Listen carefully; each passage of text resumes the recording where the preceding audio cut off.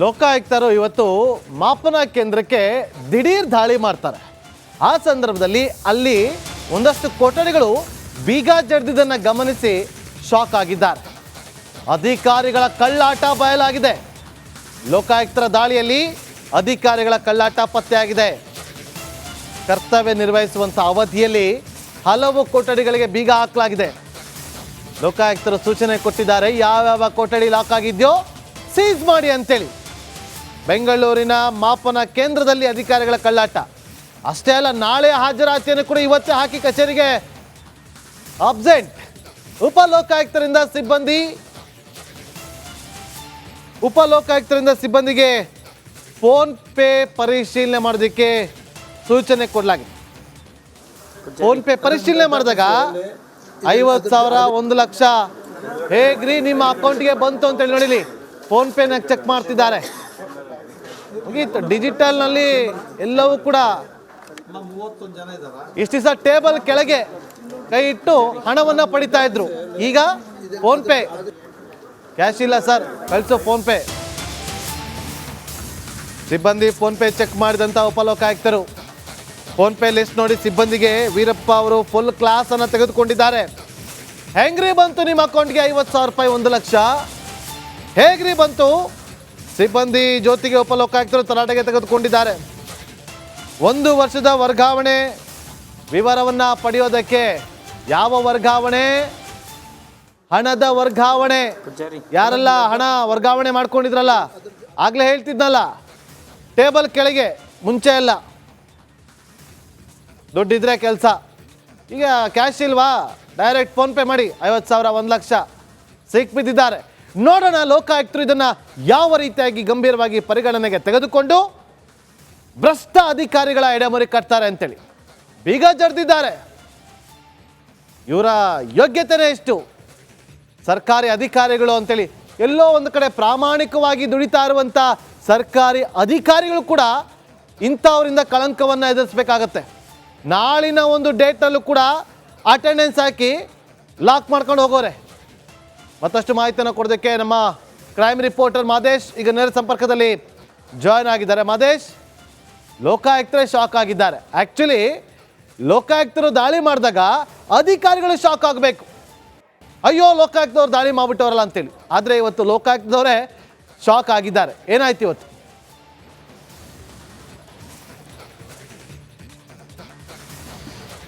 ಖಂಡಿತ ನಾಗೇಂದ್ರ ಬಾಬು, ಇವತ್ತು ಲೋಕಾಯುಕ್ತ ಅಧಿಕಾರಿಗಳೇ ಒಂದು ಕಚೇರಿ ಮೇಲೆ ದಾಳಿ ಮಾಡಿದಂಥ ಸಂದರ್ಭದಲ್ಲಿ ಶಾಕ್ ಆಗಿದ್ದಾರೆ.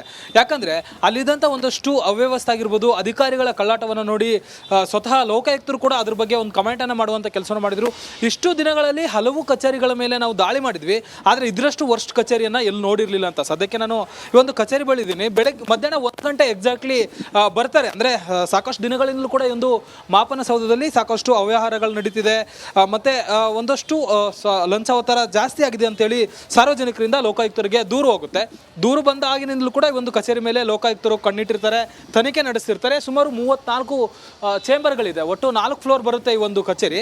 ಆ ಒಂದು 4 ಫ್ಲೋರ್ನಲ್ಲಿ 34 ಕೇಂದ್ರಗಳಿದೆ, ಅಂದರೆ ಚೇಂಬರ್ಗಳೇನಿದೆ ಅದೆಲ್ಲರ ವಿರುದ್ಧ ಕೂಡ ಈಗಾಗಲೇ ಸುಮೋಟೋ ಕೇಸ್ಗಳನ್ನು ದಾಖಲು ಮಾಡಿಕೊಂಡು ಎಷ್ಟು ಗಂಟೆಗೆ ಹೋಗಿ ರೇಡ್ ಮಾಡಬೇಕಂತೇಳಿ ಪ್ರಿಪ್ಲಾನ್ ಮಾಡ್ಕೊಂಡು ಇವತ್ತು 1 ಗಂಟೆ ಸುಮಾರಿಗೆ ಲೋಕಾಯುಕ್ತರು ಬಂದು ರೇಡ್ ಮಾಡ್ತಾರೆ. ರೇಡ್ ಮಾಡಿದಂಥ ಸಂದರ್ಭದಲ್ಲಿ ಚೆಕ್ ಮಾಡ್ತಾರೆ, 3 ಫ್ಲೋರ್ನಲ್ಲಿ ಯಾವ ಅಧಿಕಾರಿಗಳು ಕೂಡ ಇರೋದಿಲ್ಲ. ತಮ್ಮ ಚೇಂಬರ್ಗಳನ್ನು ಲಾಕ್ ಮಾಡ್ಕೊಂಡು ಹೊರಗಡೆ ಹೋಗಿರ್ತಾರೆ. ಕೇಳಿದಾಗ 4ನೇ ಫ್ಲೋರಲ್ಲಿ ಇರುವಂತಹ ಕಂಟ್ರೋಲರ್ಗೆ ಕೇಳಿದಂಥ ಸಂದರ್ಭದಲ್ಲಿ ಅವ್ರಿಗೂ ಕೂಡ ಮಾಹಿತಿ ಇರೋದಿಲ್ಲ. ಜೊತೆಗೆ ಪ್ರತಿಯೊಬ್ಬರು ಕೂಡ ಅಲ್ಲಿರುವಂಥ ಬಹುತೇಕ ಸಿಬ್ಬಂದಿಗಳು ನಾಳೆ ಮತ್ತು ನಾಡಿದ್ದನ್ನು ಕೂಡ ಹಾಜರಾತಿ ಬುಕ್ನಲ್ಲಿ, ರಿಜಿಸ್ಟರ್ ಬುಕ್ನಲ್ಲಿ ಸಹಿ ಮಾಡಿದ್ದಾರೆ. ನಾವು ಹಾಜರಾಗಿದ್ದೀವಿ ಅಂತೇಳಿ ಹಾಜರಾತಿಯನ್ನು ಕೂಡ ಹಾಕಿದ್ದಾರೆ. ಇದರ ಜೊತೆಗೆ ಅಲ್ಲಿದ್ದಂಥ ಒಂದಷ್ಟು ಸಿಬ್ಬಂದಿಗಳ ಮೊಬೈಲನ್ನು ಚೆಕ್ ಮಾಡಿದಂಥ ಸಂದರ್ಭದಲ್ಲಿ ಫೋನ್ ಪೇಲಿ ಕಳೆದ 4 ರಿಂದ 5 ತಿಂಗಳಲ್ಲಿ 4 ಲಕ್ಷಕ್ಕೂ ಅಧಿಕ ಹಣ ಟ್ರಾನ್ಸ್ಫರ್ ಆಗಿರೋದು ಗೊತ್ತಾಗಿದೆ. ಅದೆಲ್ಲದಕ್ಕೂ ಈಗಾಗಲೇ ಕ್ಲಾರಿಫಿಕೇಶನ್ ಪಡೆಯೋದಕ್ಕೆ ಮುಂದಾಗಿದ್ದಾರೆ. ಈಗಾಗಲೇ ಎಲ್ಲ ಅಧಿಕಾರಿಗಳ ವಿರುದ್ಧ ಪ್ರಕರಣವನ್ನು ದಾಖಲು ಮಾಡಿಕೊಂಡಿದ್ದೇವೆ. ಇಲ್ಲಿವರೆಗೂ ಕೂಡ ಸಾಕಷ್ಟು ಸರ್ಕಾರಿ ಕಚೇರಿಗಳ ಮೇಲೆ ನಾವು ದಾಳಿ ಮಾಡಿ ಪರಿಶೀಲನೆ ಮಾಡಿದ್ವಿ, ಆದರೆ ಇದರಷ್ಟು ವರ್ಸ್ಟ್ ಅಧಿಕಾರಿಗಳು ಅವ್ಯವಹಾರದಲ್ಲಿ ತೊಡಗಿರೋದಾಗಿರ್ಬೋದು, ಅವ್ಯವಸ್ಥೆ ಆಗಿರ್ಬೋದು ಎಲ್ಲೂ ಕೂಡ ನೋಡಿರಲಿಲ್ಲ. ಇಲ್ಲಿರುವಂಥ ಎಲ್ಲ ಅಧಿಕಾರಿಗಳ ವಿರುದ್ಧ ಸಾಕಷ್ಟು ತೀವ್ರ ಕ್ರಮ ಕೈಗೊಳ್ತೇವೆ, ಉಗ್ರ ಕ್ರಮ ಕೈಗೊಳ್ತೇವೆ ಅಂತೇಳಿ ಈಗಾಗಲೇ ಲೋಕಾಯುಕ್ತರು ಕೂಡ ಹೇಳಿರುವಂಥದ್ದು. ಜೊತೆಗೆ ಒಳಗಡೆ ಈಗಾಗಲೇ ಅವರೇನು ಅಧಿಕಾರಿಗಳು ಬರ್ತಿದ್ದಾರೆ ಇದ್ದಕ್ಕಿದ್ದಂತೆ ಲಾಕ್ ಮಾಡ್ಕೊಂಡು ಹೋಗಿದ್ದಾರೆ. ಆ ಎಲ್ಲ ಕಚೇರಿಗಳನ್ನು ಕೂಡ ಸೀಸ್ ಮಾಡ್ತೀವಿ. ಸೀಸ್ ಮಾಡಿ ಒಳಗಡೆ ಏನೆಲ್ಲ ಇದೆ ಡಾಕ್ಯುಮೆಂಟ್ಗಳಾಗಿರ್ಬೋದು, ಅವ್ರು ಏನೆಲ್ಲ ಅಕ್ರಮಗಳು ಮಾಡಿದ್ದಾರೆ ಎಲ್ಲದಕ್ಕೂ ಸಂಬಂಧಪಟ್ಟಂತೆ ಮಾಹಿತಿಗಳನ್ನ ಪಡೆದು ಅವರ ವಿರುದ್ಧ ಕೂಡಲೇ ಕಠಿಣ ಕ್ರಮಗಳನ್ನು ತೆಗೆದುಕೊಳ್ತೇವೆ ಅಂತೇಳಿ ಲೋಕಾಯುಕ್ತರಾದ BS ಪಾಟೀಲ್ ಅವರು ಈಗಾಗಲೇ ಸೂಚನೆ ನೀಡಿದ್ದಾರೆ. ಸದ್ಯಕ್ಕೆ ಒಳಗಡೆ ಇನ್ನೂ ಕೂಡ 4 ಫ್ಲೋರ್ನಲ್ಲೂ ಕೂಡ ಅಧಿಕಾರಿಗಳಿಂದ ಪರಿಶೀಲನೆ ನಡೀತಿದೆ. ಯಾವ್ಯಾವ ಅಧಿಕಾರಿಗಳು ಎಷ್ಟೆಷ್ಟು ಅವ್ಯವಹಾರದಲ್ಲಿ ಭಾಗಿಯಾಗಿದ್ದಾರೆ, ಅವ್ರು ಏನೇನು ಕೆಲಸ ಮಾಡಿದ್ದಾರೆ, ಎಷ್ಟು ಲಂಚ ಪಡೆದಿದ್ದಾರೆ ಅನ್ನೋದಕ್ಕೆ ಸಂಬಂಧಪಟ್ಟಂತೆ ಸಾಕಷ್ಟು ಮಾಹಿತಿಗಳನ್ನ ಕಲೆ ಹಾಕ್ತಿದ್ದಾರೆ Nagendra Babu. Okay, thank you Mahesh. ನಿಮ್ಮೆಲ್ಲ ಲೋಕಾಯುಕ್ತರು ಇವತ್ತು ಮಾಪನ ಕೇಂದ್ರಕ್ಕೆ ದಿಢೀರ್ ದಾಳಿ ಮಾಡ್ತಾರೆ. ಆ ಸಂದರ್ಭದಲ್ಲಿ ಅಲ್ಲಿ ಒಂದಷ್ಟು ಕೊಠಡಿಗಳು ಬೀಗ ಜಡ್ದಿದ್ದನ್ನು ಗಮನಿಸಿ ಶಾಕ್ ಆಗಿದ್ದಾರೆ. ಅಧಿಕಾರಿಗಳ ಕಳ್ಳಾಟ ಬಯಲಾಗಿದೆ. ಲೋಕಾಯುಕ್ತರ ದಾಳಿಯಲ್ಲಿ ಅಧಿಕಾರಿಗಳ ಕಳ್ಳಾಟ ಪತ್ತೆಯಾಗಿದೆ. ಕರ್ತವ್ಯ ನಿರ್ವಹಿಸುವಂಥ ಅವಧಿಯಲ್ಲಿ ಹಲವು ಕೊಠಡಿಗಳಿಗೆ ಬೀಗ ಹಾಕಲಾಗಿದೆ. ಲೋಕಾಯುಕ್ತರು ಸೂಚನೆ ಕೊಟ್ಟಿದ್ದಾರೆ, ಯಾವ್ಯಾವ ಕೊಠಡಿ ಲಾಕ್ ಆಗಿದೆಯೋ ಸೀಸ್ ಮಾಡಿ ಅಂತೇಳಿ. ಬೆಂಗಳೂರಿನ ಮಾಪನ ಕೇಂದ್ರದಲ್ಲಿ ಅಧಿಕಾರಿಗಳ ಕಳ್ಳಾಟ ಅಷ್ಟೇ ಅಲ್ಲ, ನಾಳೆ ಹಾಜರಾತಿಯನ್ನು ಕೂಡ ಇವತ್ತೇ ಹಾಕಿ ಕಚೇರಿಗೆ ಅಬ್ಸೆಂಟ್. ಉಪಲೋಕಾಯುಕ್ತರಿಂದ ಸಿಬ್ಬಂದಿಗೆ ಫೋನ್ ಪೇ ಪರಿಶೀಲನೆ ಮಾಡೋದಕ್ಕೆ ಸೂಚನೆ ಕೊಡಲಾಗಿದೆ. ಫೋನ್ ಪೇ ಪರಿಶೀಲನೆ ಮಾಡಿದಾಗ 50,000 1 ಲಕ್ಷ ಹೇಗ್ರಿ ನಿಮ್ಮ ಅಕೌಂಟ್ಗೆ ಬಂತು ಅಂತೇಳಿ ನೋಡಿಲಿ. ಫೋನ್ ಪೇನ ಚೆಕ್ ಮಾಡ್ತಿದ್ದಾರೆ. ಮುಗೀತು. ಡಿಜಿಟಲ್ನಲ್ಲಿ ಎಲ್ಲವೂ ಕೂಡ ಇಷ್ಟು ದಿವಸ ಟೇಬಲ್ ಕೆಳಗೆ ಕೈ ಇಟ್ಟು ಹಣವನ್ನು ಪಡಿತಾ ಇದ್ರು. ಈಗ ಫೋನ್ ಪೇ, ಕ್ಯಾಶ್ ಇಲ್ಲ ಸರ್, ಕಳಿಸೋ ಫೋನ್ ಪೇ. ಸಿಬ್ಬಂದಿ ಫೋನ್ ಪೇ ಚೆಕ್ ಮಾಡಿದಂಥ ಉಪಲೋಕಾಯುಕ್ತರು ಫೋನ್ ಪೇ ಲಿಸ್ಟ್ ನೋಡಿ ಸಿಬ್ಬಂದಿಗೆ ವೀರಪ್ಪ ಅವರು ಫುಲ್ ಕ್ಲಾಸ್ ಅನ್ನು ತೆಗೆದುಕೊಂಡಿದ್ದಾರೆ. ಹೆಂಗ್ರಿ ಬಂತು ನಿಮ್ಮ ಅಕೌಂಟ್ಗೆ 50,000 ರೂಪಾಯಿ 1 ಲಕ್ಷ ಹೇಗ್ರಿ ಬಂತು? ಸಿಬ್ಬಂದಿ ಜ್ಯೋತಿಗೆ ಉಪಲೋಕಾಯುಕ್ತರು ತರಾಟೆಗೆ ತೆಗೆದುಕೊಂಡಿದ್ದಾರೆ.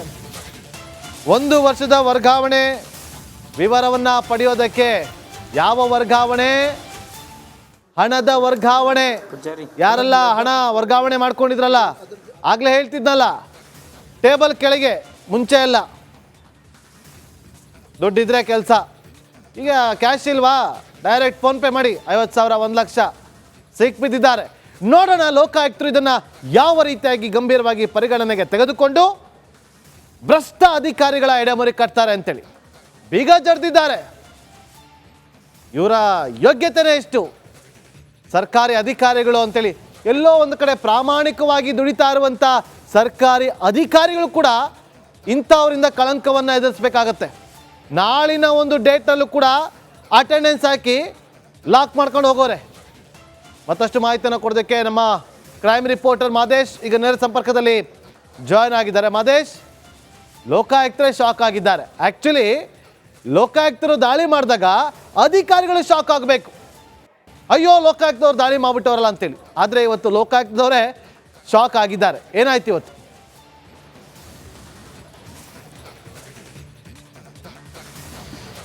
ಖಂಡಿತ ನಾಗೇಂದ್ರ ಬಾಬು, ಇವತ್ತು ಲೋಕಾಯುಕ್ತ ಅಧಿಕಾರಿಗಳೇ ಒಂದು ಕಚೇರಿ ಮೇಲೆ ದಾಳಿ ಮಾಡಿದಂಥ ಸಂದರ್ಭದಲ್ಲಿ ಶಾಕ್ ಆಗಿದ್ದಾರೆ. ಯಾಕಂದರೆ ಅಲ್ಲಿದ್ದಂಥ ಒಂದಷ್ಟು ಅವ್ಯವಸ್ಥೆ ಆಗಿರ್ಬೋದು, ಅಧಿಕಾರಿಗಳ ಕಳ್ಳಾಟವನ್ನು ನೋಡಿ ಸ್ವತಃ ಲೋಕಾಯುಕ್ತರು ಕೂಡ ಅದ್ರ ಬಗ್ಗೆ ಒಂದು ಕಮೆಂಟನ್ನು ಮಾಡುವಂಥ ಕೆಲಸವನ್ನು ಮಾಡಿದರು.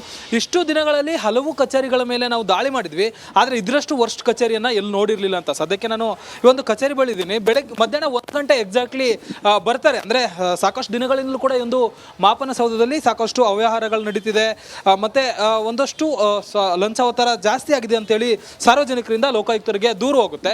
ದೂರು ಬಂದ ಆಗಿನಿಂದಲೂ ಕೂಡ ಒಂದು ಕಚೇರಿ ಮೇಲೆ ಲೋಕಾಯುಕ್ತರು ಕಣ್ಣಿಟ್ಟಿರ್ತಾರೆ, ತನಿಖೆ ನಡೆಸ್ತಿರ್ತಾರೆ. ಸುಮಾರು 34 ಚೇಂಬರ್ಗಳಿದೆ. ಒಟ್ಟು 4 ಫ್ಲೋರ್ ಬರುತ್ತೆ ಈ ಒಂದು ಕಚೇರಿ.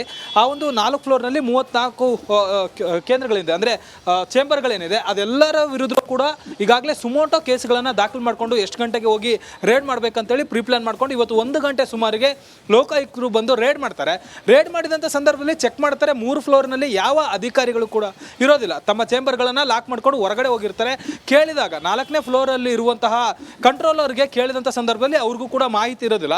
ಜೊತೆಗೆ ಪ್ರತಿಯೊಬ್ಬರು ಕೂಡ ಅಲ್ಲಿರುವಂಥ ಬಹುತೇಕ ಸಿಬ್ಬಂದಿಗಳು ನಾಳೆ ಮತ್ತು ನಾಡಿದ್ದನ್ನು ಕೂಡ ಹಾಜರಾತಿ ಬುಕ್ನಲ್ಲಿ, ರಿಜಿಸ್ಟರ್ ಬುಕ್ನಲ್ಲಿ ಸಹಿ ಮಾಡಿದ್ದಾರೆ. ನಾವು ಹಾಜರಾಗಿದ್ದೀವಿ ಅಂತೇಳಿ ಹಾಜರಾತಿಯನ್ನು ಕೂಡ ಹಾಕಿದ್ದಾರೆ. ಇದರ ಜೊತೆಗೆ ಅಲ್ಲಿದ್ದಂಥ ಒಂದಷ್ಟು ಸಿಬ್ಬಂದಿಗಳ ಮೊಬೈಲನ್ನು ಚೆಕ್ ಮಾಡಿದಂಥ ಸಂದರ್ಭದಲ್ಲಿ ಫೋನ್ ಪೇಯಲ್ಲಿ ಕಳೆದ 4ರಿಂದ 5 ತಿಂಗಳಲ್ಲಿ 4 ಲಕ್ಷಕ್ಕೂ ಅಧಿಕ ಹಣ ಟ್ರಾನ್ಸ್ಫರ್ ಆಗಿರೋದು ಗೊತ್ತಾಗಿದೆ. ಅದೆಲ್ಲದಕ್ಕೂ ಈಗಾಗಲೇ ಕ್ಲಾರಿಫಿಕೇಶನ್ ಪಡೆಯೋದಕ್ಕೆ ಮುಂದಾಗಿದ್ದಾರೆ. ಈಗಾಗಲೇ ಎಲ್ಲ ಅಧಿಕಾರಿಗಳ ವಿರುದ್ಧ ಪ್ರಕರಣವನ್ನು ದಾಖಲು ಮಾಡಿಕೊಂಡಿದ್ದೇವೆ.